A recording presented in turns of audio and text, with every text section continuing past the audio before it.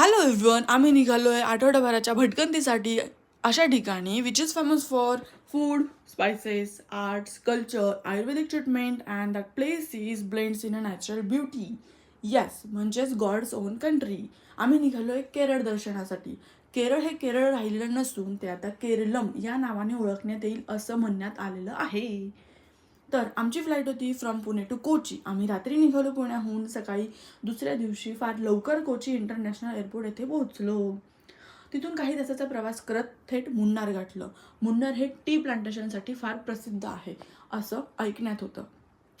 तिथे जाऊन त्याचा प्रत्यक्षात अनुभव घेतला. तिथले रस्ते, tea plantation, other spices plantation या सर्व गोष्टींची माहिती जाणून घेतली. छान फिरलो, निसर्गाचा आनंद घेतला, फोटोज काढले आणि परत प्रवासाला सुरुवात केली.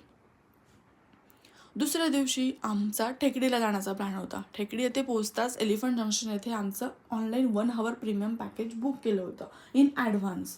तिथल्या ॲक्टिव्हिटी एन्जॉय करण्यासाठी खूपच एक्सायटेड होतो. आणि ह्या 2 हत्तीनींना भेटायला सुद्धा. जिची एंट्री आत्ता झाली आहे ना, तिचं नाव अंबिका आहे बरं का. अंबिकाने आम्हाला एलिफंट जंक्शनचा पूर्ण प्रिमायसेस म्हणजेच एरिया खूप उत्तम पद्धतीने फिरवून आणला. And that was the first activity म्हणजेच एलिफंट राईड. भटकायला जायचं म्हणलं की परिसर असाच असला पाहिजे जिथे जाऊन माणूस रिचार्ज अँड रिलॅक्स होईल, नाही का.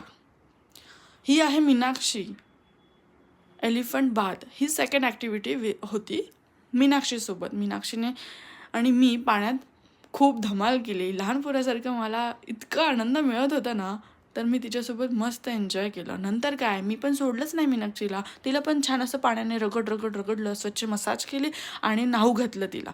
मग तिचा पोटबा करण्याची वेळ झाली. मग आम्ही तिला केळी खाऊ घातली.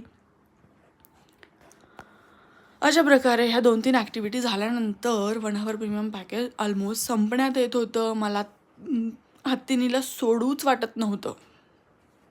मग काय, जाता जाता तिला छान अशी मिठी मारली. तिची सोंड अशी उचलून घेण्याचा प्रयत्न केला, पण ते काय होईना. It was so heavy. अशा प्रकारे आमचा मुन्नार आणि टेकडी 2 दिवसाचा प्रवास उत्तम प्रकारे झाला. पुढचा प्रवास तुमच्यासोबत लवकरच शेअर करेल. तोपर्यंत thank you for watching and bye bye.